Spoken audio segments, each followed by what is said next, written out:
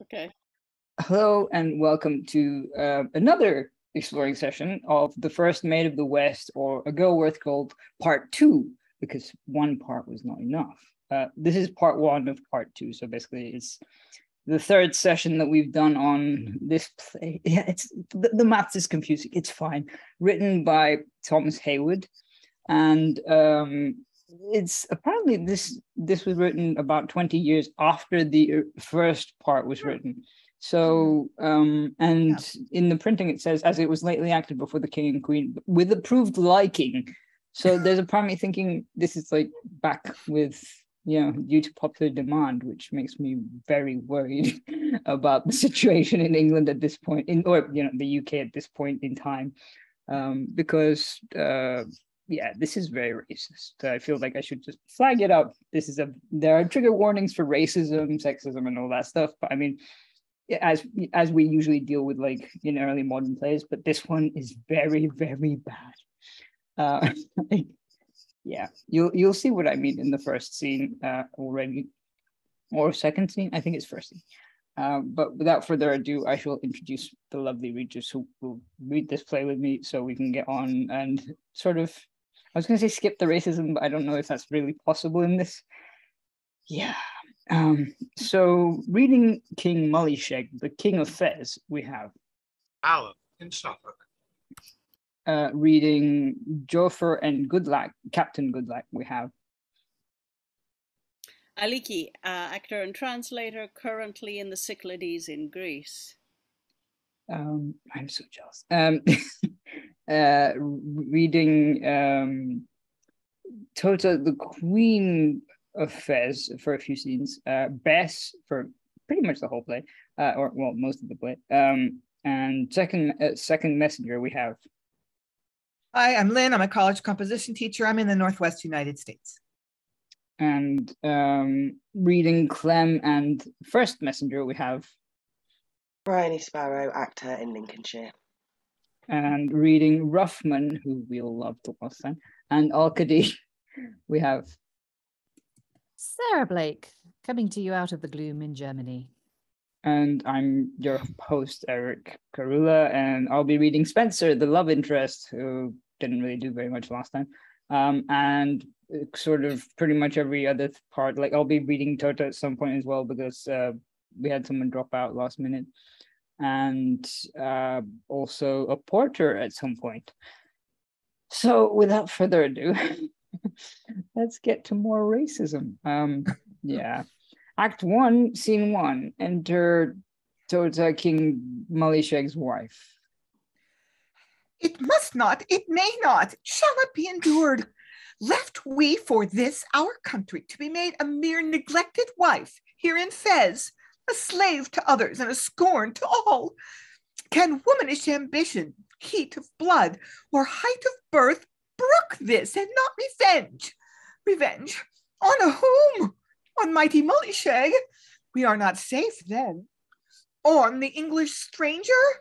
And why on her, when there's no apprehension that can in thought pollute her innocence? Yet something I must do. What? Nothing yet? Nor must we live neglected. I should doubt I were a perfect woman, but degenerate from mine own sex, if I should suffer this. I have 1,000 projects in my brain, but can bring none to purpose. Enter Bashor Joffer. Called, Your Majesty. Sorry.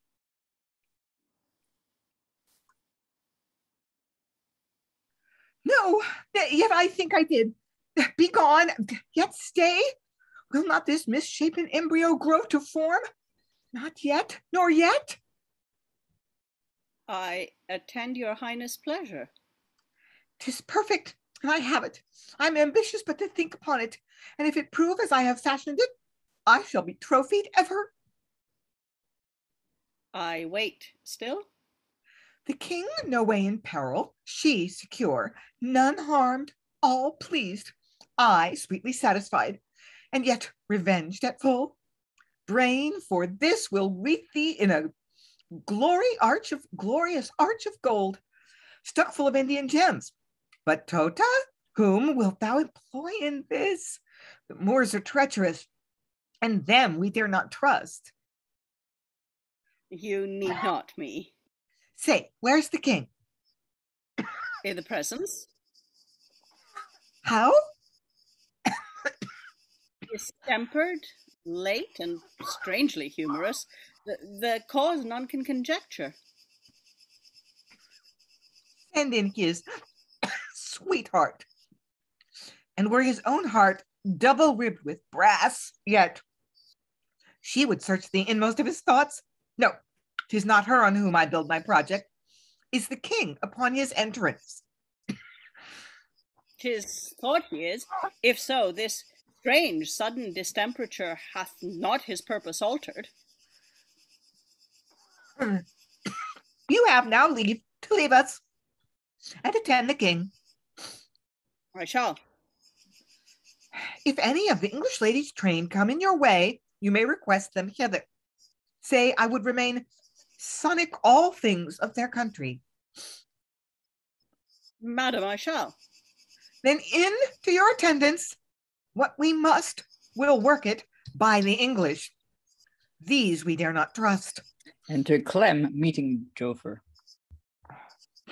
'Tis the Queen's pleasure you attend her. The Queen, speak with me. Can you tell the business? A murrain of these barbers of Barbary. They have given me a receipt that, scape the colic as well as I can, I shall be sure never to be troubled with the stone. Yonder she walks. I leave thee. Exit probably Joffer. Now, sir, are you of England? And I think you are a witch. How, sirrah? A foolish proverb we use in our country, which, to give you in other words, is as much as to say you have hit the nail on the head. And servant to the English Elizabeth, so great in court by mighty Mullisheg, you follow her. I must confess I am not her gentleman usher to go before her, for that way, as the case stands with me now, I can do her but small pleasure. I do follow her. You have seen both nations, England and our Fez. How do our people differ? Our countrymen eat and drink, as yours do, for all the world, open their eyes when they would see and shut them again when they would sleep. When they go, they set one leg before another, and gape when their mouths open, as yours. Cat when they have stomachs, scratch when they itcheth. Only I hold our nation to be the cleanlier. Clear, wherein? Because they never sit down to meat with such foul hands and faces. Oh, your ladies and choice gentlewomen? You shall meet some of them sometime as fresh as flowers in May, and as fair as my mistress, and within an hour the same gentlewoman as black as yourself or any of your Morians. Can they change faces so? Not possible. Show me some reason for it. When they put on their masks. Masks? What are they? Please you, put off yours and I'll tell you. We wear none but that which nature hath bestowed on us, and our births give us freely. And our ladies wear none but what the shops yield, and they buy for their money. Canst thou be secret to me, Englishman? Yes, and chaste too. I have ta'en a medicine for't. Be fixed to me in what I shall employ thee, constant and private unto my designs. More grace and honor I will do thee than e'er thou didst receive from Mullisheg. Grace and honor? His grace and honor was to take away some part, and she would honor me to take away all. I'll see you damned as deep as the black father of your generation, the devil first. Mistake me not. Nay, if you were with child with a young princely devil, and had mind to any thing that's here, I'd make you lose your longing. Sure, this fellow is some sot. Grace and honor, quotha. Enter Roughman.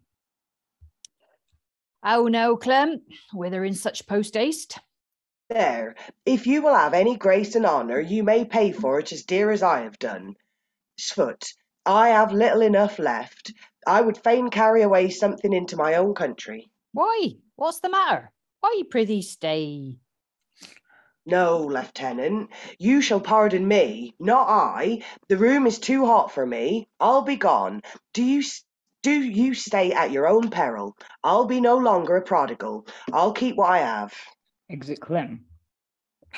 This should have better sense. I'll next prove him. Excuse me, mighty princess, that my boldness hath pressed thus far into your privacies. You have no way offended. Nay, come near. We love to grace a stranger. 'Twas my ignorance, and no pretended boldness. I have observed you to be one of some command among the English, nor make I question but that you may be of fair revenues. A poor gentleman. Will make thee rich. Spend that. Your grace's bounty exceeds what merit can make good in me. I am your highness' servant. Let that jewel be worn as our high favor. Svart, I think this queen's in love with me. Madam, I shall. If any favor I can do in court can make you farther gracious, speak it freely. What power we have is yours. Doubtless it is so, and I am made forever. Nay, we shall take it ill to give ourselves so amply to your knowledge, and you not use us. Use us? Now, upon my life, she's caught. What? Caught by a queen, a royal princess? What were your eyes, Bess, that you could not see these hidden parts and mysteries which this queen hath in my shape observed? 'Tis but a fortune that I was born to, and I thank heaven for it. May I trust you? With your life, with your honour, I'll be as private to you as your heart within your bosom, close as your own thoughts. I'll brag of this in England, that I once was favourite to a queen, my royal mistress. If what you have already promised you'll make good, I'll prove so. Madam, let this... What? This kiss. This fool, this ass, this insolent gull. Why? Did not your grace mean plainly? In what, sir? Did you not court me? How? That face? Thinkest thou I could love a monkey, a baboon? No, were I mounted in the height of lust, and a mere prostitute rather than thee, I'd embrace one name but that creature thou dost think the most odious. Pardon me, lady. I humbly take my leave. Have I given you your description? I pray, sir, be secret in it. I shall be loath to tell it or publish it to any. Yet you are not gone. Know then, you have incurred the king's wrath first, our high displeasure next, the least of which is death. Yet will you grow more near to us and prove loyal unto my present purposes? I will not only pardon you what's past, but multiply my bounties. I am your prisoner. Be free. There's nothing that can be called offense, but that in thee we pardon. I am fast. And yet a free man. I am injured highly, and thou must aid me in my just revenge. Were it to combat the most valiant Moor that ever Fez, Morocco, or Argia's bred, I, for your sake, would do it. We seek nor blood, nor to expose thee to the least of danger. I am modest, and what I dare not trust mine own tongue talk with, or thoughts, I'll boldly give unto thine ears. List. Do you shake your head? Say, is done already? Wrong, my friend? Do you cast doubt or dangers? Is not our life, our honor, all in your hand? And will yon lavish, and will you lavish us, or scant that bounty should crown you with excess? I'll pause upon it. Is not your life ours by your insolence? Have we not power to take it? Oh, say no more, I'll do it. But may I hope? I have cast all doubts, and know how it may be compassed. There's more gold, your secrecy, that's all I crave. To prove myself in this just cause I have, an honest man or a pernicious knave. Take advantage of this night. I shall expect fair end. All doubts are cast. So make a queen thy friend. And they exit. I don't know if I. Yeah, I can see Lynn has thoughts or not. No, yeah. Well, what I surmise is that she wants him to do something. I don't know what it is, and she doesn't want to say it explicitly. And he's agrees to do something for her, but what he's agreeing to and what she wants are different things. One would assume. Sarah, help me out. I don't know that that's entirely true. You could be right, but I took that bit where she says, "I'll boldly give unto thine ears list. Do you shake your head? Say it's done already." I think there's a stage direction missing there. Okay, I think it's like, "I'll boldly give unto your ears list." Pss, pss, pss, pss, pss, pss, pss. And then he shakes his head and she says, "Do you shake your head? Say it's done already." Because then he says, "Wrong, my friend." So he's obviously, I think she's whispered something in his ear. I think she's told him the plan. It's just we as the audience don't yet know the plan, but it's something to do with wronging Roughman's friend, who I assume is Bess. Or maybe Spencer. Or Spencer, or any of them, basically. Clem could be any of them. Who knows? I doubt she'd be wanting to wrong Clem. He doesn't seem to be that high on her register. But I'm guessing. Yeah, you're right. Yeah, I'm guessing Spencer, because Tota says that the English woman, Bess, is obviously innocent. I don't really want to hurt her. So my guess is her target is Spencer. Any quick thoughts before we gather more data, because the next scene is really long and also it's the end of the act with the next scene, so yeah. Oh, and I'm a different character. Yeah Okay. Act 2, 1, scene 2. Recorders enter Mully, Joffer, and Alcade, Spencer, Goodlack, Bess, and the rest.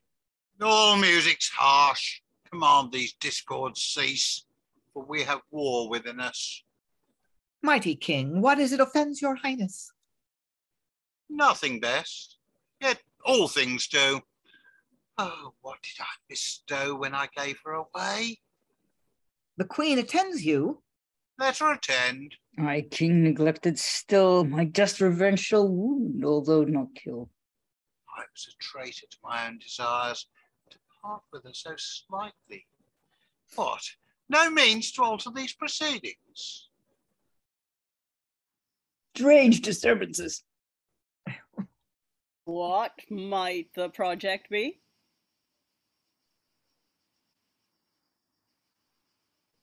Sorry. May it please your highness, shall the mask go forward that was intended to grace this jovial night? We'll have none. Let it be treason held to any man that shall but name our pleasure, or that vain word, delight. The more I gaze, the more I surf it, and the more I strive to free me from these fires, I'm deeper wrapped. In flames I burn. Your discontent, great prince, takes from us all the edge of mirth. These nuptial joys that should have swelled our souls with all the sweet varieties of apprehensive wishes, with your sadness grow dull and leaden. They have lost their taste. In this your discontent, all pleasures lose their sweetness. Mighty Fez, hath any ignorant neglect in us bred these disturbances? Offence and you are like warring elements opposed. And Fez, why a king and not command thy pleasure? Is she not within our kingdom? Nay, within our palace, and therefore in our power? Is she alone that happiness that I desire on earth, which, since the heavens have given up to mine hands, shall I despise their bounty, and not rather run through 1,000 dangers to enjoy their prodigal favours? Dangers? Tush, there's none. We're here amidst our people, walled with subjects round, and danger is our slave. Besides, our war is with weak women. I have sworn and sealed to her safe conduct. What of that? Can a king swear against his own desires, whose welfare is the sinews of his realm? I should commit high treason against myself, not to do that which might give my soul content and satisfy my appetite with fullness. Alcade, My lord, rides the English Negro still within the harbour? some league from land. Lest that these English should attempt to escape, now they are laden fully with our bounties, cast thou a watchful eye upon these two. I shall. I know their love so fervent, entire, they will not pass asunder. She leave him, or he without her make escape to sea. Then, while the one's in sight, our hopes are safe. Be that thy charge? I'll be an Argus o' them.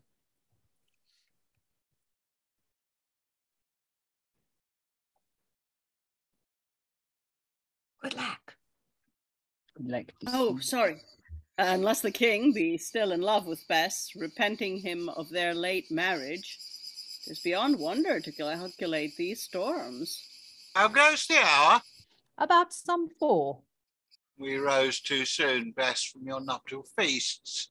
Something we tasted made us stomach sick, but now we find a more contentful change. Your sunshine is our day. Dispose yourselves, all to your free desires, to dancing some, others to mount our stately Barbary horse, so famous through the world for swift career, stomach and fiery pace. Those that love arms, mount for the tilt. This day is yours, to you 'tis consecrate. He commits treason in the highest degree, whose cloudy brow dares the least tempest show to cross what we intend. Pleasure shall spring from us to flow on you. Long live the king. Long live the king. To your free pastimes, leave us. Captain, stay. They exit, leaving Goodlack and King Malishek. Captain, I read a fortune in thy brow, more than the slight presage of augury, which tells me thou, only thou, art marked to make me earthly blessed. That I can do it. It lies in thee to raise thy ruined fortunes as high as is a viceroy's, wreath thy front within a circled pyramid of gold, and to command in all our territories, next to our person. Golden promises. Our words are acts, our promises are deeds. We do not feed with air, it lies in thee. We too may grapple souls, be friends and brothers. Teach me how. I do not find thee coming in thy looks. I cannot spy that fresh alacrity, which with a glad and spriteful forwardness should meet our love halfway. You wonder me. No, thou art dull or fearful. Very well. Thou hadst a fate laid up to make thee chronicled in thine own country, but thou wilt basely lose it, even by thine own neglect. Forspeak me not, the sun ne'er met the summer with more joy than I'd embrace my fortunes. But to you, great king, to whom I am so greatly bound, I'd purchase to clangor should fright earth, astonish heaven, make all hell to tremble. I am of no shrinking temper. True, but as wise as thou art bold and valiant, gain me wholly to thee. Half thou hast already purchased by this bold answer, but reform the rest, and we are all and only thine. Show me the way to gain this royal purchase. If I do not, divide me from your presence, from your grace, and all those glorious hopes you have proposed turn into scorns and scandals. I am dull and drowsy on the sudden. Whilst I sleep, Captain, read there. The king counterfeits sleep while giving Goodlack a letter. To make Bess mine, some secret means devised, to thine own height and heart I'll make thee rise. Is not this ink the blood of basilisks that kills me in the eyes and blinds me so that I can read no further. It was composed of dragon's poison, and the gall of asps, of serpent's venom, or of viper's stings. It could not read so harsh else. Oh, my fate! Nothing but this. Had a parliament of fiends and furies in a synod sat and devised, plotted, parlayed, and contrived, they scarce could second this. This 'tis unparalleled, to strumpet a chaste lady, injure him that rates her honour dearer than his life, to employ a friend in treasons against his friend, and put that friend to do it, to impose on me the hateful style and blot of panderism. That I am a gentleman, nay, worse than this, make me in this a traitor to my country in giving up their honours. Who but a Moor of all that bears men's shape, likest a devil, could have devised this horror? Possible that he should mark out me. What does my face prognosticate, that he should find writ there an index of such treasons? But beware, 'twas his own plot, aye, and his cunning too. I'll add that to his project. But a viceroy and a king's minion, titles that will shadows the most base and branded, not to do it, may purchase his displeasure, which can be no less than death or bondage. Here's proposed honour and peril, but what writes he farther? We are impatient of delays. This night let it be done. I am doubtful of my purpose, and can resolve of nothing. If he fail, I'll have his flesh cut small as winter's snow or summer's atoms. Was that by us? Oh, where was it? Oh, I dreamed upon the sudden. How fast was I? A fair warning 'twas. Have you the cunning to speak your thoughts in dreams? Who's in the next room? My lord. My captain. Was it thou? Sleep did surprise my senses, worthy friend, and in my dreams I did remember thee. How, me, my lord? Methought I had employed thee in a business in which thou wert or fearful or else false, of which I was so overcome with rage that from my dreams I started. Seamen say when halcyons sing, look for a storm that day. There's death in my denial. Did you read that scroll we gave you, Captain? It's wrapped up 1,000 honours for thee, and more gold than shouldst thou live a double nester's age, thou couldst find ways to lavish. Add to your work a business of more danger, that I may think me worthy. Otherwise, this slight employment will but prize me low, and of desertless merit. Thinkest thou, Captain, it may be so easily compassed? Dare you trust me? I dare. Then know, besides, to dare and can I will. Though work beyond the power of man, I'll set my brains in action. Noble friend, above thy thoughts our honours shall extend. I am not to be shaken. Where be our eunuchs, who crown our hopes and wishes with more pomp and sumptuous cost than Priam did his sons? That night he bosomed Helen. She's as fair, and we'll command our pomp to be as rare.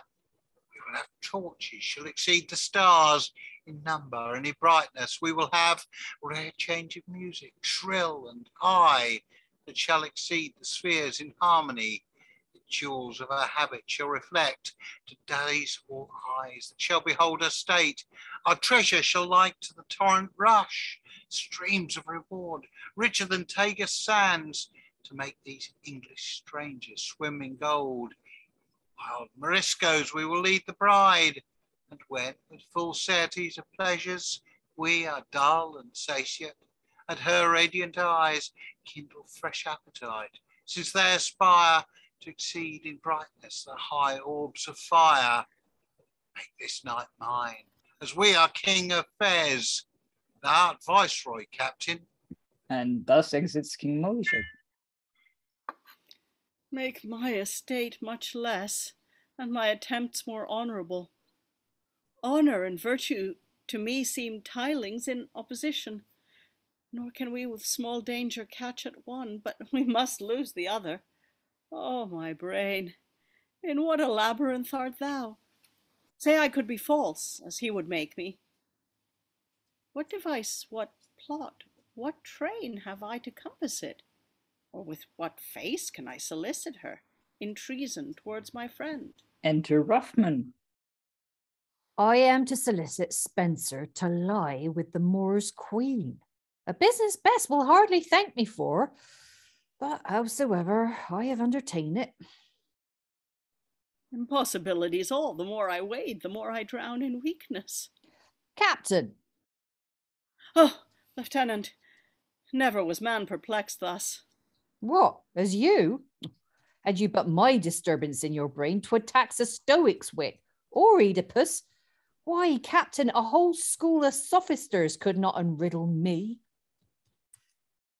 I would we might change business. I would give boots so to be rid of mine. Shall we be free and open-breasted? How? As thus, tell me thy grievances, and unto thee I will unveil my bosom, both disclosed. I'll beg in mine thy counsel and assistance, thy cause shall mine command. A heart, a hand. I am to woo fair Bess to lie with Mullisheg. And I woo Spencer to embrace the queen. It's possible. 'Tis more than possible, 'tis absolutely past. There's not a hair to choose. Canst counsel me? Can you advise me? I am past my wits. And I beyond all sense. Wouldst thou do it? Here the way lay plain before thee. What? For gold betray my friend and country? Would you, Captain? What, and wear a sword to guard my honour and a Christian's faith? I'd flesh it here first. Nobly resolved. We are not safe, Lieutenant. Moors are treacherous. Nay, come, by counsel. Prez hath proffered me the honour of a viceroy. Withal, if I should fail performance, cunningly hath threatened me with death. You still propose the danger, but you show no way to clear them. Brain, let me waken thee. Sfoot, hast thou no project? Dost thou partake my dullness? The more I strive, the more I am entangled. And I too. Not yet? Nor yet, nor ever. 'Twas coming here, now again 'tis vanished. Oh, well, call it back again, for heaven's sake. Again! Oh, thanks heaven. Now again it's gone. Oh, can you not catch hot fast hold on it? Give me way. Let's walk, Lieutenant. Could a man propose a stratagem to gull this lustful Moor, to supply him and then to satiate her? Good.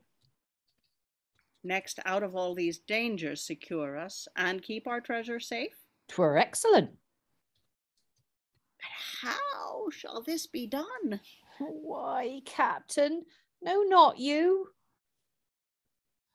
Think'st thou it in the power of man to work it? Come, I'll try. I owe my fate to death. Be swayed by me in all tilings. Noble Captain, I do not wish to outlive thee. And they exit trying to work out what the plan is going to be. Yeah, I mean, okay, the racism is, I mean, it's bad, but this part is just, it's a bit funny. Trying to like again, heaven, again. Just sort of.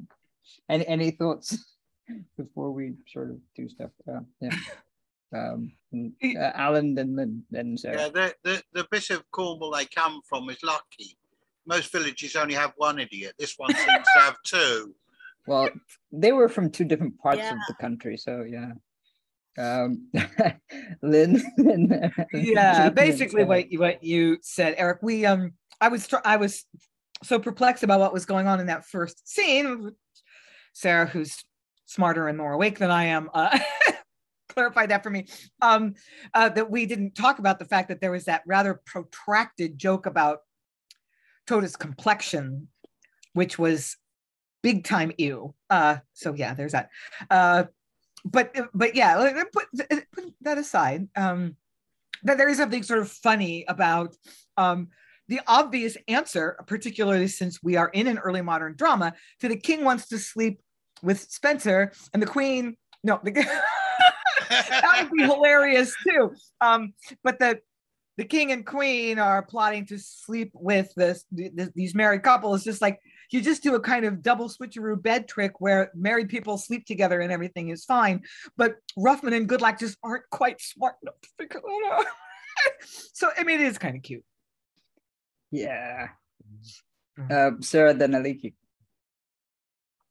I was just going to observe that Roughman seems to have changed personality slightly since the first part.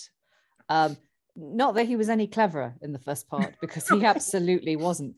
But he was a lot more violent and a lot more obnoxious. And it's interesting because had this scene happened in the first part, I would have put his interaction in there down for Clem. That seemed like a far much more of a Clem speech or little scene than it did a Roughman scene.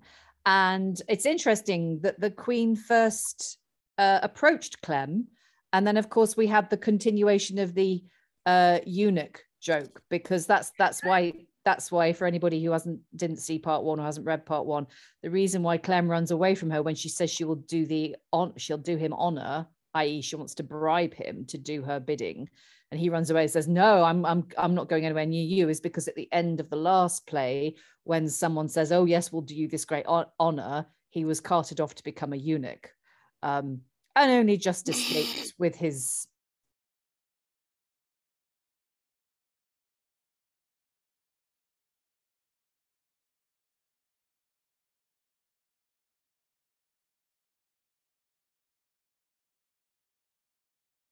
know why that is, because Clem is in this sequel, but I just thought I'd flag it up because I thought it was interesting.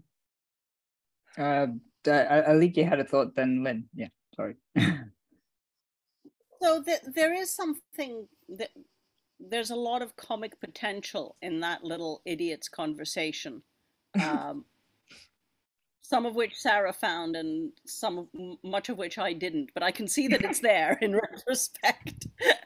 And there's maybe something in the fact, I don't know, I haven't read the earlier play and I don't know the rest of this play, but that the really spectacular racism from at least my character is coming from somebody who's everything that he accuses the king of being. He says, oh, Moors are treacherous while plotting treachery. So there's maybe something potentially rescuing there. I don't know. Yeah. Then you had those. Sort of thinking about what Sarah said about Roughman's character, when he doesn't seem like the person he started off as in part one, who was like such a braggart and a liar and a coward and shallow and everything. I kind of think what's going on here is, and this happened in the first part, is that Bess is such a good person, she makes other people better.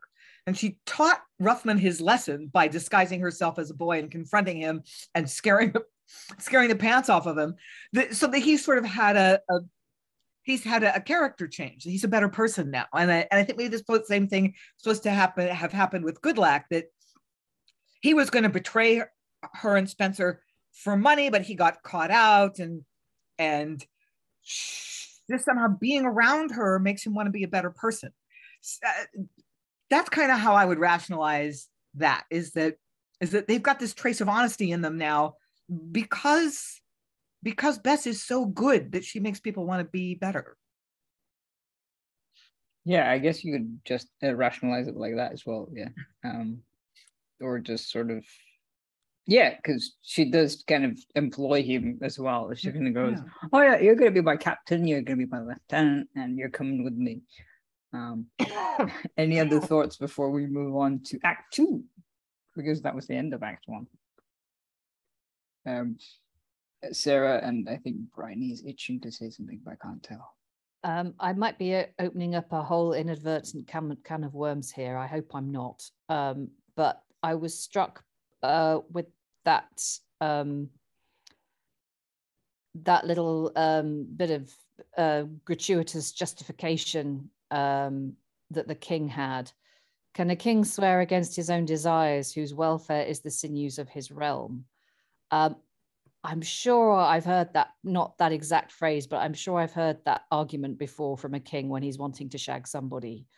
And I'm pretty sure it's in a play that we've done before. Probably one of the, Edward Jane Shaw scenes. It could have been a Jane Shaw play. Was it Edward? Yeah. Might have been Bathsheba. Oh. Bathsheba. Oh, was it that one? Because I'm sure.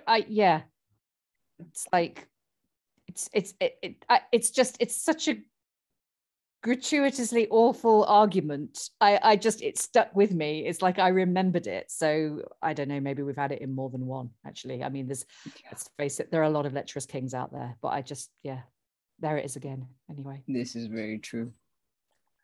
Briony, any thoughts on Clem, who was such a wonderful character, and then he just kind of wasn't.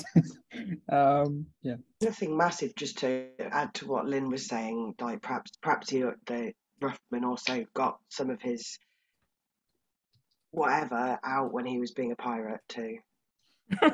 You get to do a lot of stuff when you're a pirate. I'm sure that helped. But yeah.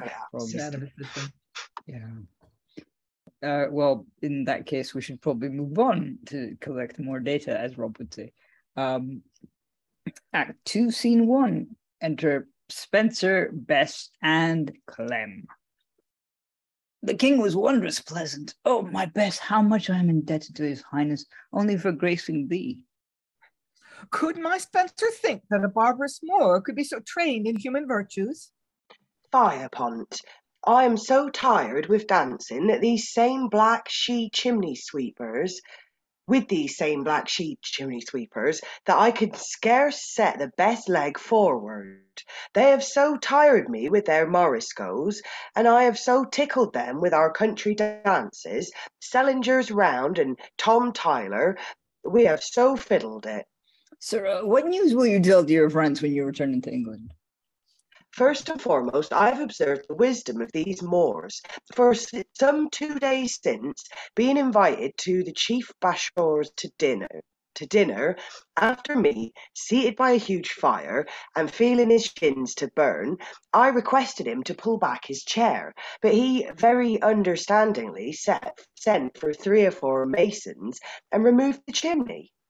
The same Moorian entreated me to lie with him, and I, according to the state of my travels, willing to have a candle burning by, but he by no means would grant it, I asked him why. No, says he, we'll put out the light, that the fleas may not know where to find us. Enter Goodlack and Roughman. No storm at sea could be so tyrannous, nor half to fright the bear in his forehead bare, his eyes find that look. Let not your looks presage more terrors than your tongues can speak. Out with it at once, Lieutenant. Captain, speak. Speak, Captain Goodlack. So I think you're currently muted. We are all lost. All shipwrecked. Are we ashore, and shall we be cast away? Great Molly Shag is royal. False to you. Gracious and kind. Disloyal to us all. Wrap me not in these wonders, worthy friend. The very doubt of what the danger is more than the danger it can be. Be it death, so we may die together. Here's a heart fear never could affright. The king still loves your Bess. Ha! The queen, your Spencer. How? This night he must enjoy her. And she him. 1,000 deaths are in that word contrived. I'll make my passage through the blood of kings than suffer this. I through hell, or were there place more dangerous? Else all die. Die? But this is worse than being made a eunuch, as I was. We have yet life, and therefore cherish hope.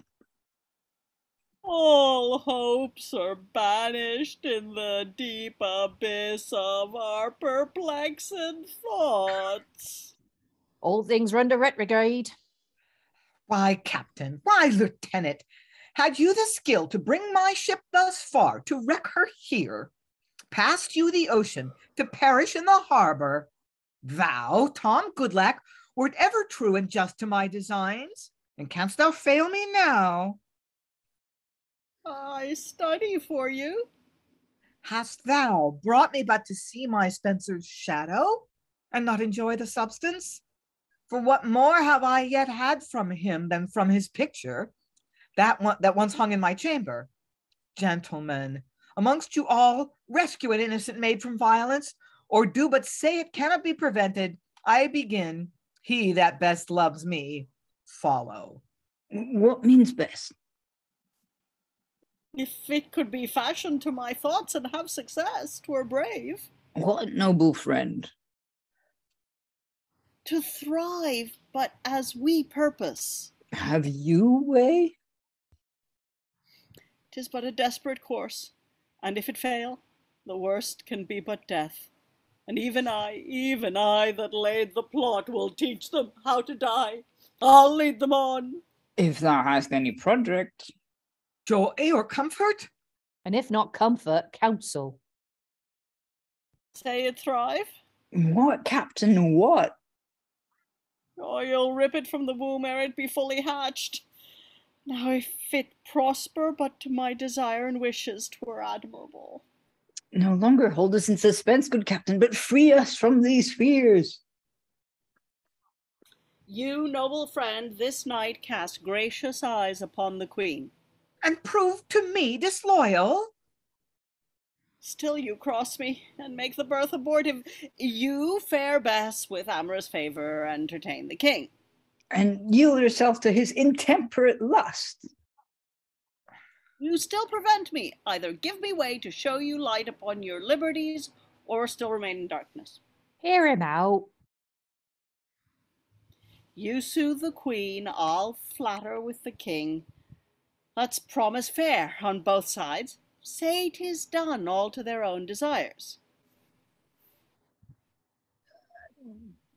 The event of this?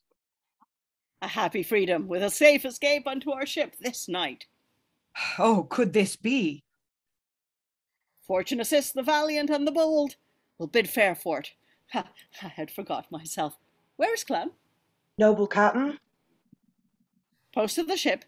Bid Forsyth man the longboat with 10 good musketeers, and at a watchword, if we can free our passage, take us in. Nay, make haste. 1 minute's stay is death. I'm gone in a twinkling. To compass the king's signet, then to command our passage, scape the gates, and watches too, for that I have brain. The king upon his entrance hours waste, revels, come on, 1,000 projects of death, hopes, and fears are warring in my bosom, and at once. I you the queen, and humour you the king, let no distaste nor discontented brow appear in you. Their lust'll make the ground to set all free, or keep your honour sound. Disperse, the king's oncoming. Enter Malisheg, Tota, Joffer, and Alcade. For which I'll read Tota because doubling. We consecrate this evening, beauteous bride, to the honour of your nuptials. Is it all done? Done. Is he ours, Yours. and we ever thine? Aye, and so cast that she shall grasp you freely and think she hugs her Spencer. And when he bosoms you, think he enfolds his lovely Bess. Thou makes the queen thy servant. Your Highness' signet to command our passage from chamber to chamber. Is there? The word? 'Tis malicious. This must bring us safe aboard. We keep the bride too long from rest. Now she is free for bed. Please her to accept it in honor of her beauty. This night I'll do her any service. Mighty princess, excuse my breeding from such arrogance and overbold presumption. You nor yours can owe me any duty. 'Tis, besides, the fashion of our country, not to trust the secrets of a nuptial night like this to the eyes of any stranger. At your pleasure. With our first night's unlacing, mighty queen, we dare not trust our husbands. 'Tis a modesty our English mates profess. Keep your own customs as you shall think best. So for this night, we leave you to your rest. Remember. 'Tis right here. Captain. I am fast. And they exit, leaving Goodlack on stage. Now is my task in labour, and is plunged in thousand throes of childbirth. Dangerous it is to deal where king's affairs are questioned, or maybe parleyed. But what's he so base that would not all his utmost powers extend for freedom of his country and his friend? When all the court is silent, sunk in dreams, then must my spirits awake. By this the king has taken leave of bride and bridegroom too, and the amorous queen longs for some happy news from Roughman, as great Fez expects from us. My friend and Bess, wrapped in 1,000 fears to find my plot in action, and it now must take new life. Auspicious fate, thy aid, to guard the honour of this English maid. And he exits with an El Fortuna and probably amen. Just yeah. Any thoughts before we run on, because the next scene is very short, so it's kind of, yeah, we can run them into each other. Sarah, then Lynn? No. Okay, and just Sarah. I'm a bit confused. Is anyone else confused, or is it just me? Because like I'm not entirely sure I've got a grasp on what happened there, because was there a storm and the ship was damaged, or was it that Alcade set guards on the ship so they couldn't get to it, and they were referring to it as like a shipwreck metaphorically, but it wasn't actually a shipwreck. It was just the fact that the Moorish soldiers had taken the ship captive and stopped them from boarding. Yeah. Please enlighten me, Aliki. Alan, then Aliki. Yeah, I think your I second read it as interpretation metaphor. is right, Sarah. Yeah. Yeah, same. I thought it was metaphorical, as in like they couldn't get away because right, okay. Because like sort of they just if they didn't fulfill the demands of the king, then they'd be stuck there for eternity. So the fact that the king has now given him this password, which is Mulisheg, why would he do that already? Because he's supposed to be escorting Bess to the king's chamber. Yeah, but it hasn't happened yet. I mean, how stupid is this king? Well, I don't think any of this lot are going to qualify for Mensa. Yeah, all the blood has rushed to his other head. That'll be it. Family Channel. Well, I mean, we've had no, I mean, not with this text. It isn't, for heaven's sake. Yeah, this text is very, very shifty. Yeah, dodgy. Dodgy is its middle name. Yeah. Yeah. Any other comments before we move on? I'm gonna run scene 2 and scene 3 together because I think they're kind of related, maybe. I'm the queen again. Yes, of course. Act 2, scene 2. Enter Roughman ushering the queen. Tread soft, good madam. Is this the chamber? I'll bring him instantly. He thinks this bed provided for his Bess, and that she lodges here, while she, poor soul, embraceth naught but air. Thou makest a queen thy servant. Oh, beware! Shh! be not too loud, lest that your tongue betray you. Mute as night, as silent and as secret. Wrongs should be paid with wrongs, for so indeed 'tis meet. My just revenge, though secret, yet 'tis sweet. Haste time, and haste our bounty. Exit the queen. Queen I shall. So now we're always safe and in our negro ship, mightst thou lie there till doomsday, lustful queen. And moving on into Act 2, Scene 3, enter Goodlack and the king. My lord, the custom is in England still for maids to go to bed before their husbands. It saves their cheek from many a modest blush. And in the dark? We use it for the most part. Soft may their bones lie in their beds of ashes that brought this custom into England first. This is the place where Bess expects her Spencer. Thou Viceroy of Argier, the captain, that is now thy title. Thou hast won a king to be thy breast companion. Not too loud. Why enter not, your highness? You are safe. With as much joy as to our profit rest.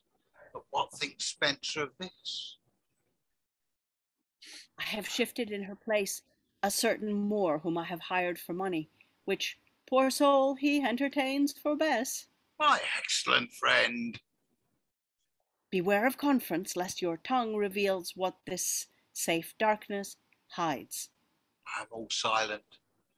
Oh, thou contentful night, into thy arms, of all that there I tasted, sweetest and best, I throw me, more for pleasure than for rest.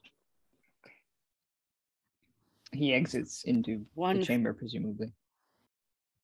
One fury clasp another, and there beget young devils between you, so fair Bess be safe. I have here the king's signet.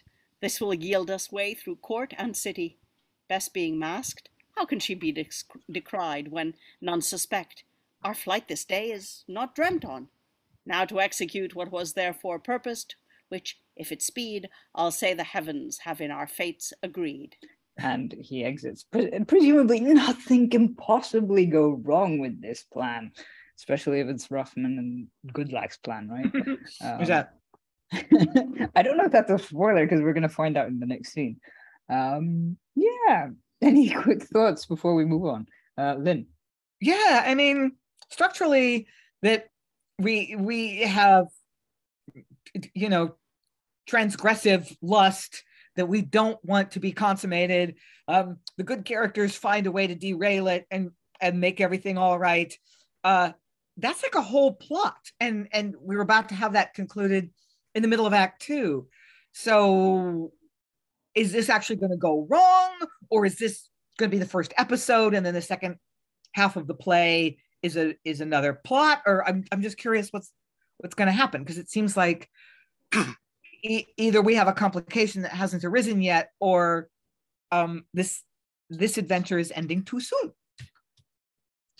I guess you'll find out soon. I've sort of read ahead to spot exits and clashes and stuff, so I can't really spoil very much. And any other quick thoughts? Aliki, Sarah, or Briony, or Alan? Okay. In that case, Act 2, Scene 4, it's just so we don't run out of time. Enter Bess, Spencer, and Roughman. How goes the night? Just some 2 hours from day. Yet no news from the captain. I have done a midwife's part. I have brought the queen to bed. I could do no more. Enter Goodlack. The captain is come. Thy news. All safe. Fair wench, I have put them into it for a single combat. I have left them at it. King and queen. The same. Now for us. Aye, there's all the danger. There's one Bashaw whose eye is fixed on Spencer, and he now walks e'en before our lodging. Then what's past is all yet to no purpose. He and I may freely pass the court, and you, fair Bess, I would disguise. But then for Spencer. Why, that's the main of all. All without his freedom that we can aim at is nothing. It shall be thus, which alter none that loves me. With this signet, you three shall pass to the ship, while I'm in sight, she will not be suspected. My escape leave to mine own fair fortune. How's that? Through 20 bashels I will hew my way, but I will see thee ere morning. Thinkest thou, Spencer, that I will leave thee? Thinkest thou I can? Thou mayest well part body from soul, as part us now. It is our wedding night. Wouldst now divide us? Yield to time's necessities and to our strict disasters. Words are vain. We now must cleave to action. Our stay is death, and if we be not quick in expedition, we all perish. Bess, be swayed. To go to sea without thee, and leave thee subject to a tyrant's cruelty, I'll die 1,000 deaths first. First save one, and by degrees the rest. When thou hast passed the perils of this night, I am half safe. But whilst thou art environed, more than better half of my part's in danger. Talk yourselves to your deaths, do. Will you venture forth? Leave me to the bushaw. Or me, I'll buffet with him for my passage. Neither. In what purpose I am constant conductor safe. The advantage of the night I'll take for my escape, and my sweet Bess, if in the morning I behold thee not safe within my negro, be assured I'm dead. Nay, now, delays are vain. Sir, did you love me, you would not stay behind me. I'll had so. Gentlemen, be chary of this jewel that throws herself into the arms of night under your conduct. If I live, my Bess, tomorrow I'll not fail thee. And if thou diest tomorrow, be assured tomorrow I'll be with thee. Shall thy love betray us all to death? Well, I will go, but if thou dost miscarry, think the ocean to be my bride bed. Heaven for us, that power that hath preserved us hitherto, will not let's sink now. And brave gentlemen of the Moors bounty, bear not anything unto our ship, lest they report of us we fled by night and robbed them. Nobly resolved. Now embrace and part, and my sweet Bess, this be thy comfort, all against all future fears, to meet in mirth that now divide in tears. Farewell, Bess, I'll back into my chamber. Can I part with life in a more distracted horror? You spoil all that we before have plotted. Will you mask yourself? And to the porter first. Ho, porter! Enter a porter. Who calls? One from the king. How shall I know that? This token be your warrant. Behold this signet. That's not enough. A word? Malisheg. Pass freely. Some weighty business is in hand that the king's signet is abroad so late, but no matter, this my discharge, I'll to my rest. And the porter exits, letting them pass, presumably. Thus endeth scene 4. Any thoughts on this? Aside from, how lucky can they get? Aliki, then Sarah. Again, there's a lot of comedy to be mined here, and if we can't rescue the play as a whole, and I don't think we can from its horrific racism, we might be able to take some comic snippets from this, because there's something great about the no, how can we no, Yeah, Anyway. definitely.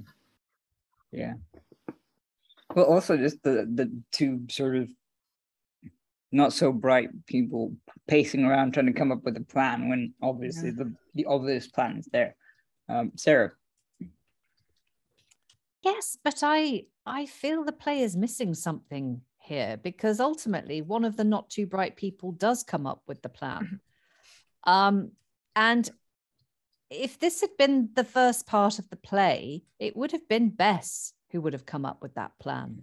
She was so smart and so savvy in the first, and also had a certain gleefulness to her. If you think about that plot that she comes up with in the first part of the play to basically teach Roughman a lesson and stop him being such a violent swaggerer. And she dresses herself up and she goes and basically kicks the shit out of him. I mean, or threatens to, and she doesn't even have to. She threatens to, and he runs away. I mean, this is what we all loved about her in part one, and I was just kind of assuming that fantastic comedy back and forth we had between her captain and her lieutenant, Roughman and Goodlack, and they're like, oh, we can't. What plan could we possibly come up with? I was just assuming that she was going to be the one to come up with the plan, because it's her MO. It's clever, but it's also, and resourceful, but it's always not that clever, but hey, but it's resourceful, and it's also fun, making the dodgy husband and the dodgy wife sleep with each other. It's exactly the kind of thing she would come up with. And yet Goodlack is doing all the scheming, and I'm a little bit disappointed, I have to say. And it also makes no sense that when he was like, oh yeah, no, what could we possibly come up with plot wise, he suddenly, he comes up with it. So I'm a bit disappointed. Yeah, I get what you mean.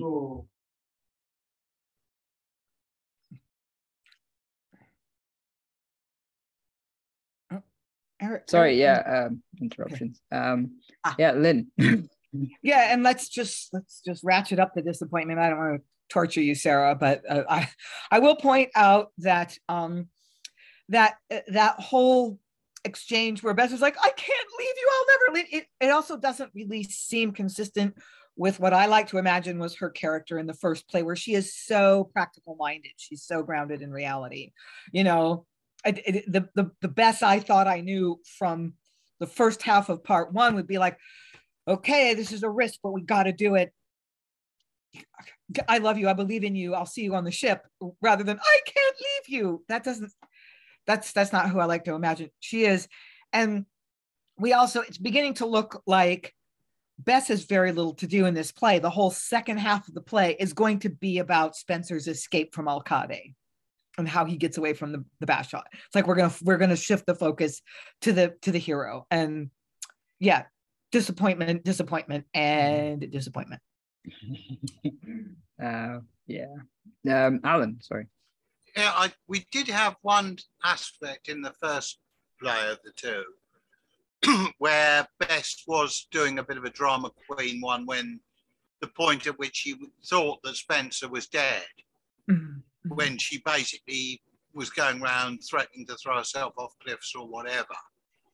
So, I mean, she has got a little bit of previous in terms of doing this almost Victorian melodrama type trope. Yeah, I'm just wondering if this part was basically her going, yeah, this is a bad idea, dude. But like sort of just translating that into what he would think is emotional anchoring or something. I don't know. It depends on what you want to do with it anyway. We should probably move on because there is a lot of text to get to.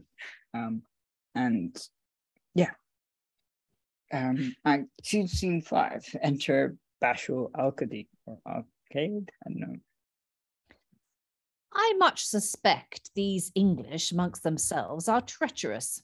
I have observed the king had conference with the captain. Many whisperings and passages I have observed. But that which makes me most suspect is because the king hath removed his lodging, and it may be to prostitute the English maid. Ha! Suspect, said I? Nay, examine things exactly, and it needs be so. The king is wondrous bountiful, and what is gold cannot. Troth, I could even pity the poor forlorn Englishman, who this night must be forced to lie alone and have the king taste to him. Enter Spencer. Sure, this Moor hath been made private to the king's intents, which if I find, I'll make him the instrument for me to pass the court gates. This man whose office was to keep me shall be the only means to free me. On his marriage night, and up at this hour? Nay, if I once suspect, 'tis as firm as if it were confirmed by Alcoran or Mahomet himself had sworn it. I'll sport myself with his distaste and sorrow. Thus abused. What, up so late and on your bridal night, when you should lie lulled in the fast embrace of your fair mistress? I hope I have given it him soundly. Is it possible to lodge my bride in one place and dispose me to a wrong chamber? She not once sent to me that I might know to find her.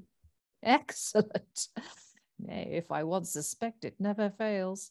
I'll not take it at the hands of an empress, much less at hers. Why? What's the business, sir? Oh, I guess the cause of your grief. And sir, you may, but I'll be revenged. Troth, and I would.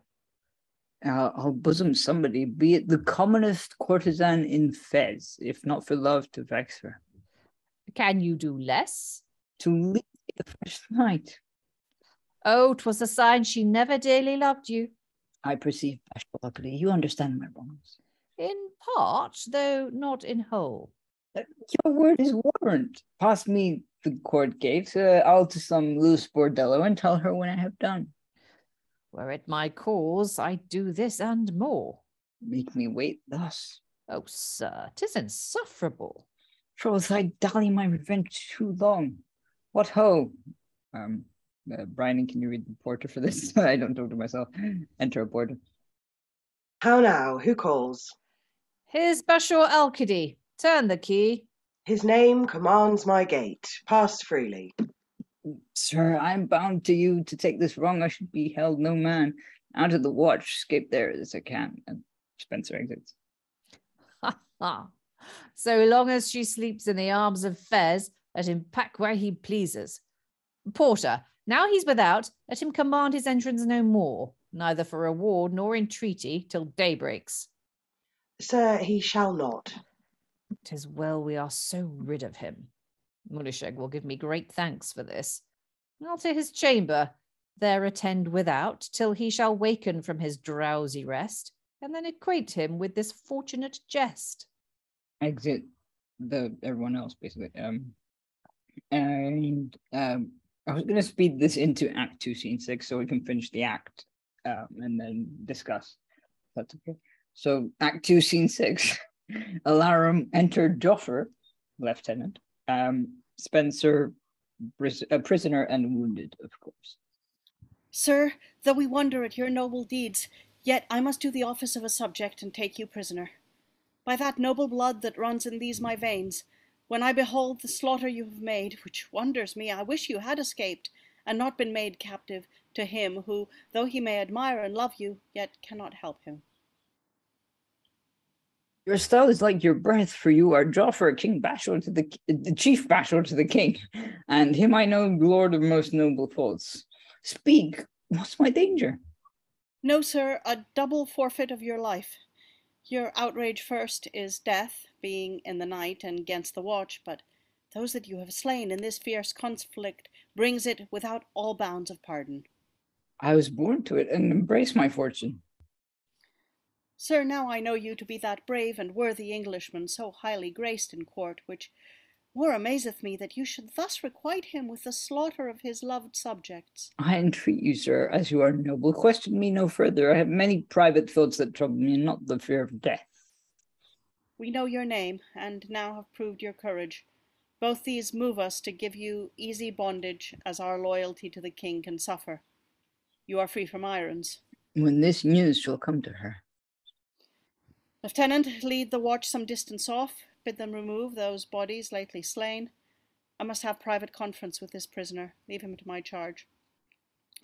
Sir, think me, though a Moor, a nation strange unto your Christians, yet that I can be noble, but in you I have observed strange contrarieties, which I would be resolved in. Speak your thoughts. When I conferred the nobleness of your blood with this your present passion, I much muse why either such a small effuse of blood, these your slight wounds, or the pale fear of death, should have the power to force a tear from such a noble eye. Why, think'st thou, Bashor, that wounds, blood, or death could force a tear from me? Thou, noblest of thy nation, do not so far misprise me. I tell thee, Bashor, the rack strappado, or the scalding oil, the burning pincers, or the boiling lead, the stakes, the pikes, the cauldron, or all the wheel, were all these tortures to be felt at once, I could not draw water hence. Whence comes it, then? From that whose pains as far surmounts all those as the whips of furies do the ladies' fans, made of the plumes of the ostrich. This, like the sun, extracts the dew from my declining soul and swims mine eyes in most moist effeminacy. Oh, Bess, Bess, Bess. Dead pity you have wakened in my bosom, and made me with you like compassionate. Freely relate your sorrows.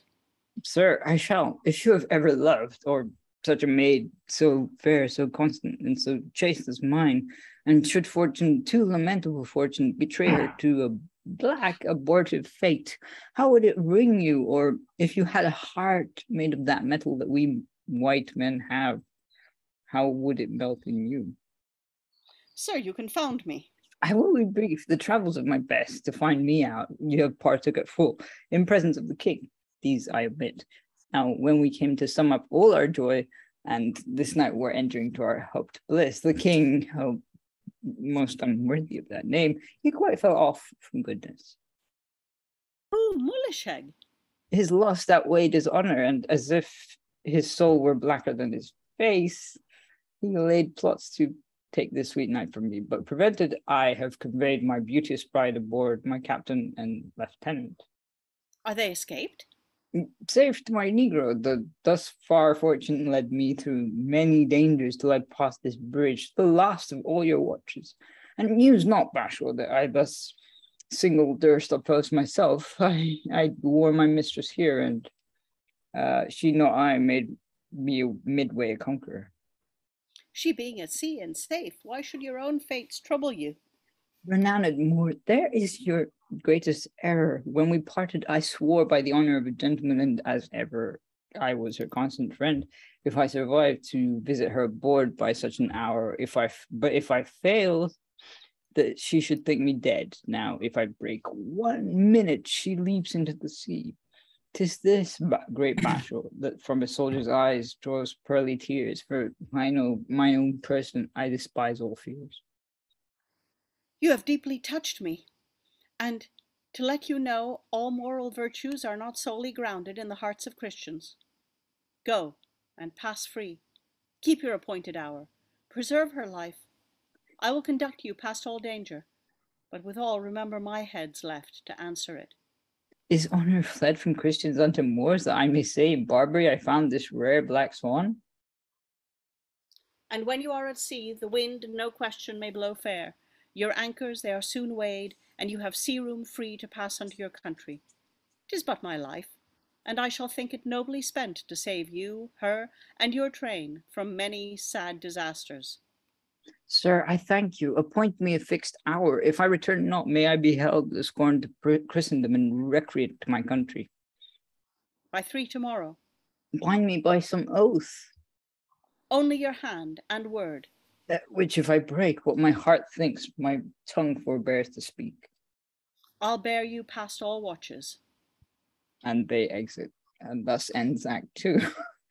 With racism, sexism, and lots of other things, as well as just Spencer being, yeah. Sorry, I'm just laughing at Sarah's expression. Because yeah. Vibing with Sarah's expression. Yeah, like Aliki. Any thoughts? Yeah. No. We've kind of said it all, yeah. Speaks for itself. Yeah. It's not ideal.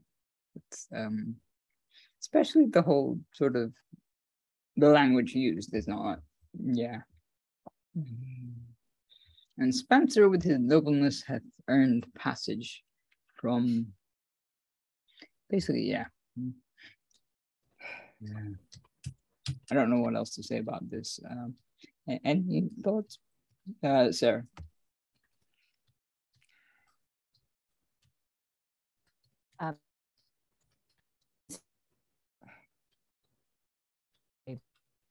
Oh, she's frozen. Bummer. Yeah. Sarah, your connection cut out by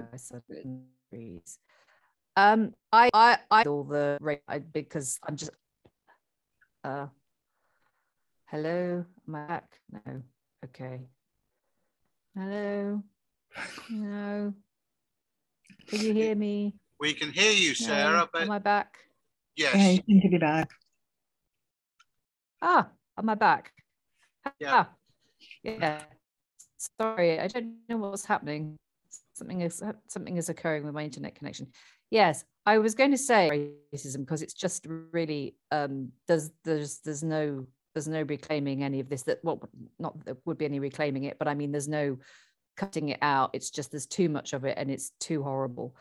But the playwright in me just also wants to flag up just what a shit play this is turning into, regardless of all that, because I like Spencer walks out of the gate. They set up this scene, which is ha ha ha funny, where, you know, the Shaw thinks he's being so clever and gets the porter to open the gate. And Spencer walks out of that gate a free man.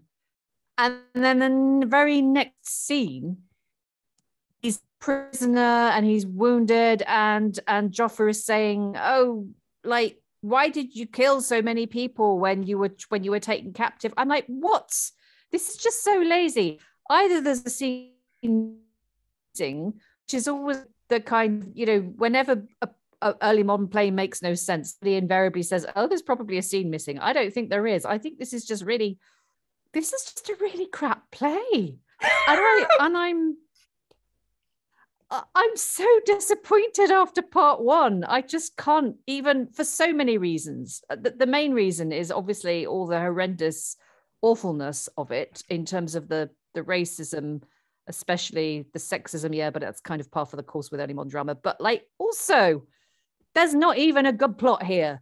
You know, like how I suppose historically sequels are always a bit crap, and clearly that was going on in the 1600s as well as today. But I'm just like that, I can't find anything worth salvaging in it so far, other than maybe the odd little comedy moment. But God almighty. I mean, having waded through all the age plays that we did, which is basically, you know, Age of Iron, Bronze, whatever it was, I can't remember what they all were. Those were shady as well. So Alan has thoughts on this. Yeah, I mean, I don't think there's a scene with speeches in it that we'd missed, but I wouldn't have been at all surprised if there hadn't been a dumb show of some description going on of, you know, him wading through assorted extras who were disposable. But even that wouldn't make any sense because the porter lets him out of the gate. Yeah, but not only out of the gate of the palace, not out of the harbour. Oh, not out of the city gate. He's got to get from the palace to the harbour. Right. Because the longboat is supposedly waiting on the beach, isn't it? Well, I assumed it was the city gate. But you know, you're probably right. Maybe that explains it. But God. It's poorly scripted, that's for sure. Yeah. And also written 20 years later, so we don't know if you actually remembered the plot to the original one. It's basically it's lazy. Let's keep that. Oh, this one worked well. Let's do another turn of the sausage machine and get a few more quid in. Yeah. Any other additions to that? I'm not going to defend it because there's no point. I mean, yeah. Anyway, Act 3, Scene 1. There, we just have 2 more scenes to do, so we will be free of this eventually. Act 3, Scene 1. Enter King Mollyshag and Queen Tota. Though satiate with the pleasures of this night, the morning calls me from the sweet embraces of the fair English damsel. The English stranger has stolen forth mine arms. I am full revenged. Were I to match again, I'd marry one of this brave nation, if a gentleman, before the greatest monarch of the world. They are such sweet and loving bedfellows. Now to my chamber, darkness guide my way, lest but none yet suspect the night betray. Let all like me wronged in their nuptial bed not aim at the heart, but rather strike at the head. The Venetian ladies, nor the Persian girls, the French, the Spanish, nor the Turkish dames, Ethiopia nor Greece can kiss with half that art these English can, not entertain their friends with 10th part of that ample willingness within their arms. And enter Basho Alcade. Your Highness called? to tell thee that none shall partake but thou. Oh, I've had the sweetest night's content that ever king enjoyed. With the fair English bride? Nor envy if I raise the captain for it, for he shall mount. And he deserves it.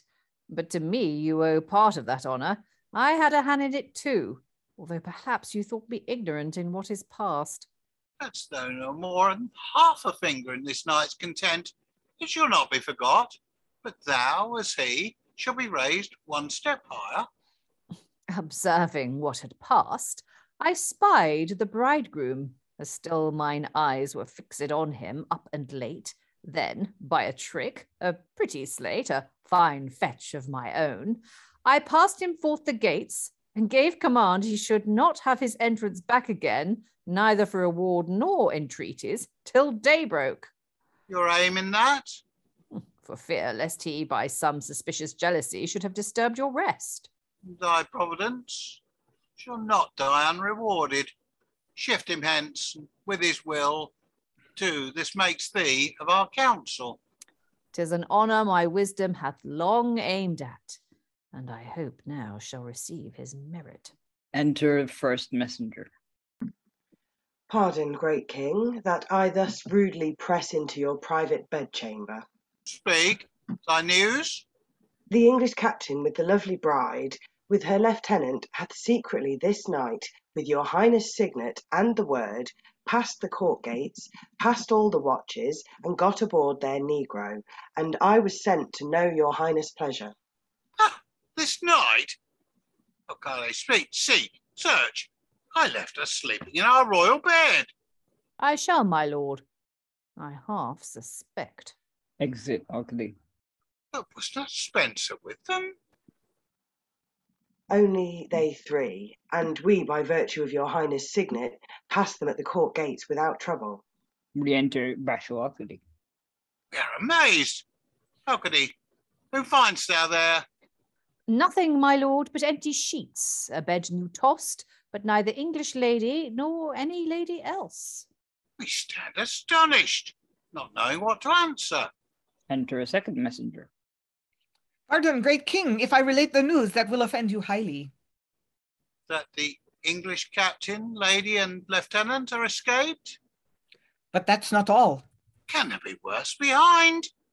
Yes, if the loss of your dear subjects' lives be worse than their escape, Spencer, without the signet or word, being left behind.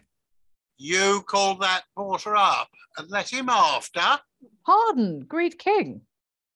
Was this your trick, your sleight, your stratagem? As we're king of Fez, thy life shall pay the forfeit. Thine own tongue shall sentence thee. But to the rest. Then passed he to the bridge where stood armed men in number 40. Maugre all their strength with his good sword he would have made through all. And in this fierce conflict, 6 to the maze of the rest were slain. Nor would he yield till suddenly we raised a loud alarm, at which the captain of the watch came down, and so there surprised him. Is he prisoner then? In custody of the great Bashaw, Joffer, with whom we left him. Command our Bashaw to bring him clogged in irons. These English pirates have robbed us of much treasure. For that his traitorous life shall answer. But for thee, traitor, thou hadst a hand in his escape. Thou shalt be sure to pay for it. Alas, my lord, what I did was merely ignorance. Nay, bribes, and I shall find it so. Bear him to guard. Exit Alcade guarded. Dissolute strumpet did that traitorous captain send to our sheets. But all our injuries upon that English prisoner we'll revenge, as we in state and fortune hope to rise. And never heard of death that traitor dies. And presumably he exits. Deep breath for the final scene. Okay. Act 3, Scene 2, so we can just like wrap it up and then enter Captain Goodlack, Bess, Roughman, and Clem. No news from Forest yet. That waits, or Spencer? The longboat's not returned? Not yet. Clem, To the main top, Clem, and give us notice if thou seest any like them make from the shore. The day is broke already. With all my heart, so you will give me warning before the gunner shoots, lest I tumble down again and put my neck a second time in danger. Prithee, be gone. Let's have no jesting now. Then I'll to the main top in earnest. How fares it with you, Bess? Like a heartless creature, a body without motion, how can I choose when I am come to sea and left my heart ashore? What, I no news yet? None. I prithee, Roughman, step into my cabin and bring me here my hourglass. I shall. To what end would you use it? Shall I tell thee, Captain? I would know how long I have to live. That glass once turned, the sandy hour quite run. I know my Spencer's dead, and my life's done. Enter Roughman with the glass, presumably hourglass. Your glass. Gramercy, good lieutenant. 'Tis better than a gaudy looking glass to deck our faces in, that shows our pride. But this our ends those glasses seek to hide. Have you been all at prayers? We have. I thank you, gentlemen. Never more need, and you would say as I do, did you but know how near our ends some are. Dost thou not think, Captain, my Spencer's slain? Yet hope for the best. This is the hour he promised. Captain, look, for I have not the heart, and truly tell me how far 'tis spent. Some 15 minutes. Alas, no more. I prithee take it away. Even just so may I have left, many have I left to pray, and then to break my heartstrings. None that loves me speak one word to me of him, or anything. If in your secret cabins you'll bestow of him and me some tears and hearty prayers, we, if we live, shall thank you. Good gentlemen, engage me so far to you. Enter Clem. News, news, news. Good or bad? Excellent, most excellent, nay, super excellent.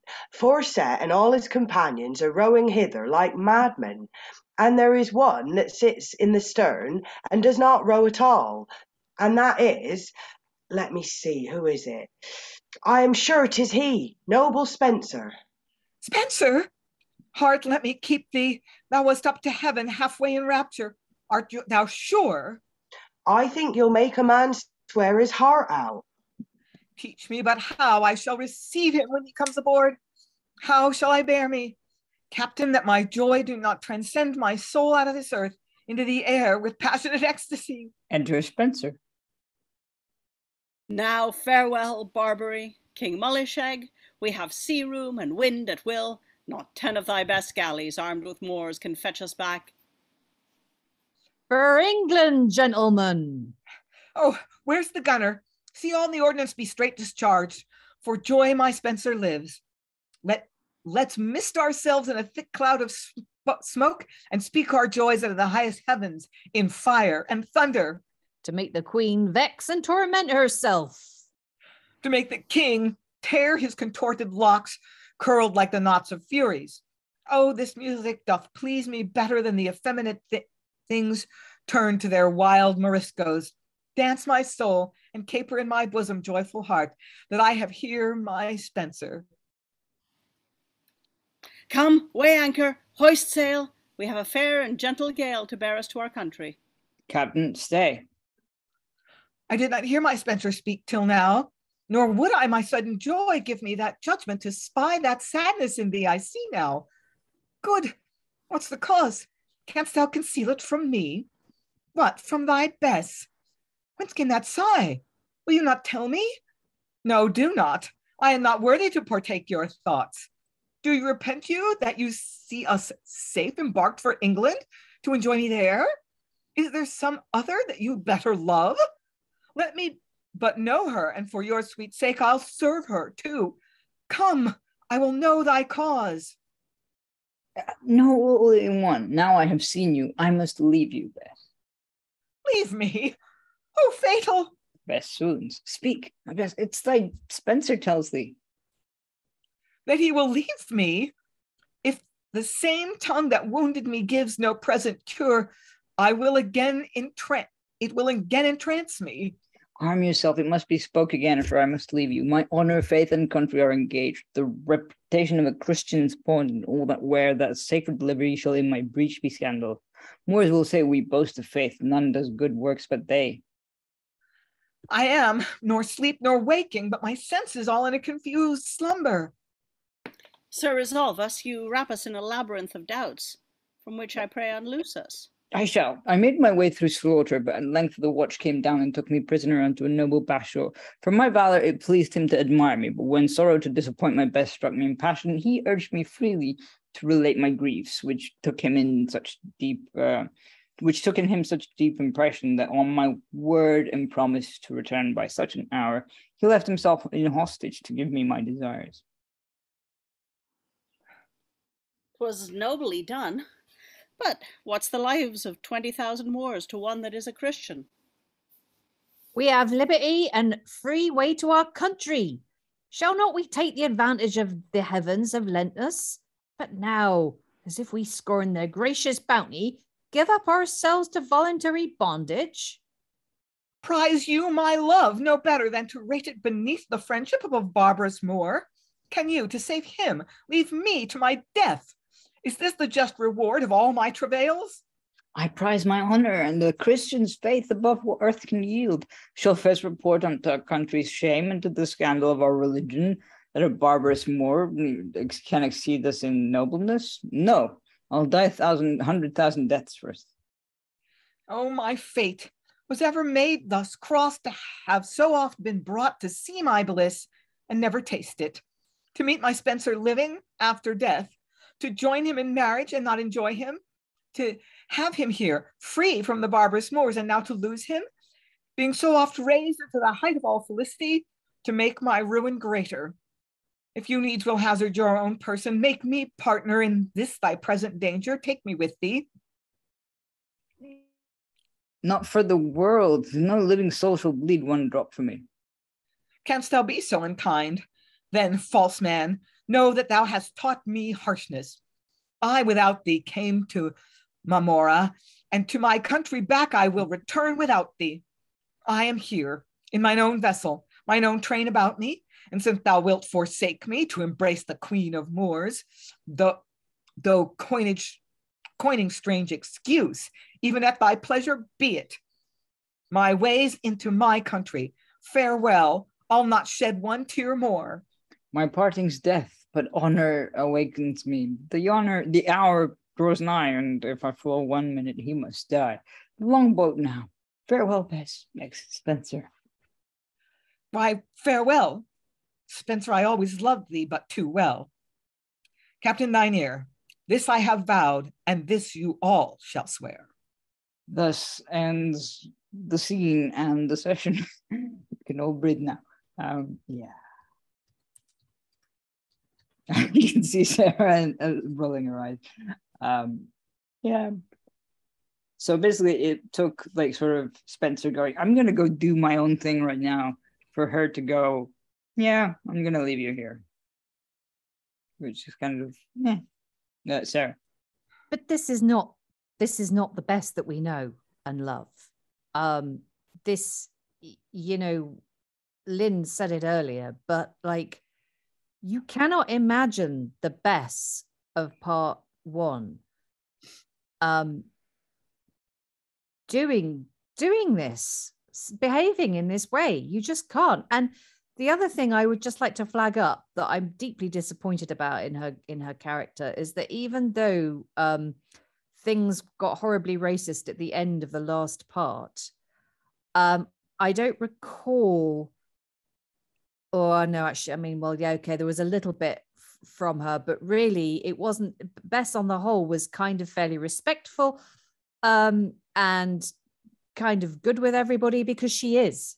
Because that was the sort of character that she was. She was kind of respectful and sensible and just treated human beings like they were human beings. And that was one of the things I really enjoyed about her. And now she's just undergone this complete personality change in it seems to me in this second part. this sequel, and yeah. Anyway, I remember saying at the end of the first part that I was wondering if I could maybe come up with a version of it. Like I was tempted to do a little like sort of edit on it and see if I could, you know, cut the racism out and make the first part of the play end at a different place. And I was thinking maybe there might be some material in part 2 that I could use to do that with. But as it turns out, no, not so far anyway. Who knows what will come next, but I don't really care anymore. Yeah, after all that investment in Bess and like that character, it's like, yeah. Briony has thoughts. Yeah, I normally don't enjoy when I can only make one session of a play, but I'm actually quite glad I don't have to come back to this tomorrow. I'm sorry to say that. Like, I know we try and find the positive in these things. I guess I think maybe the first one was so before its time that actually the bit that everybody said, oh, we need more of that, is the horribly racist bit at the end. Maybe the audiences were like, we haven't had enough of that, let's have another one. And we've just somehow missed their point with it. But yeah, sometimes sequels are just bad though. Yeah, true. Lynn. Yeah, I mean, it was disappointing up to now. And then when Bess says basically, F your honor, you love your friendship, your vow to amour is more important than my love. I'm like, I'm closing this file. Like, I'm just done with you. I'm done with you. Yeah, it's like, I'm gonna put it away now. Yeah. I was gonna say like, I think Kyle mentioned this like for the previous session or something, like sort of like the whole construction of national identity and stuff. But this sounds like completely just, I mean, because like in the 1605, I think we had like the Mask of Blackness with all that exoticism stuff. That was quite, it was mixture of admiration and Orientalism and exoticism and racism and everything else. But then we've got, and like it seems like up to the point of Bess being really exciting and like amazing and stuff, and then we hit this, like the second part, the last part of like the previous play and this part of this play. So there's a problem. Okay, this is, even if it's not written 20 years later, or if it took 20 years to write or whatever, like what happened, man? Yeah, just what happened, man? That's Sarah. Yeah, I mean, I'm sure Kyle or some other academic, like an academic who looks at race construction in early modern plays I'm sure would find a lot of very interesting stuff in here that would kind of fit with the history or with whatever. But the thing is with me, I'm not an academic, and I when I read these plays, I'm looking at them from the perspective of how would we stage this, like how would we stage this today, and I don't see a way of staging this, honestly. And why would you? If it had an absolutely banging play, like if the plot was amazing, and if the characters were fantastic, you could maybe salvage it as a kind of experimental piece by casting I don't even think I was going to say you could maybe flip the casting, but I don't even think that would work, actually. It's just so horrible, and that would be if it had a decent plot, but it doesn't. It's kind of lazy, and I hate to be so down on an early modern play. I do try and find the positives in them, but I think what Briony said, the first part was so ahead of its time, and it was so good in so many ways that this is just even more of a disappointment. And But even if I hadn't read the first part, I still don't think I would be enjoying this, because it's just, shady is one way of putting it. I mean, it doesn't even begin to cover it, really. Yeah. Any other thoughts before I close the session? Since Alan, yeah. Well, it's not the only instance in recorded history of a sequel being a massive disappointment. You know, Hollywood is littered with them. It just doesn't seem to be going anywhere particularly useful. And I think also Heywood was, I think we've been told, was one of the most prolific playwrights of this period. And it's got all the hallmarks of being basically lazy hack work of, oh yeah, this will put a few bums on pews, bring in a few quid, you know, not too worried. Yeah. Well, also because I'm assuming that if he wrote so much, and he, even whether he published it or not, or if it went to performance, then it was kind of assumed to, well, not necessarily assumed to be good, but it was sort of like good enough for him. Like, and it going through, like, I don't know, I think it was about 200 plays that are attributed to him, or whatever, or 200 texts. That was his claim. Yeah. Like, well, there's going to be a lot of bad ones. We could think of another playwright with a fifth of that number of plays, who, whatever has got his name on, will get people turning up at the box office, even if they're pretty disappointing in the outcome. True. Yeah. I have no more words for this play right now. Yeah. Maybe more tomorrow when part two of part two. Well, which is not tomorrow for people watching this video, but it might be the same day. It might be you need a break forever. I mean, yeah. Trigger warnings for racism abound. So any other thoughts on this? Okay. Well, thank you to the wonderful readers for their wonderful reading, and goodbye, and Brain, let me wake thee.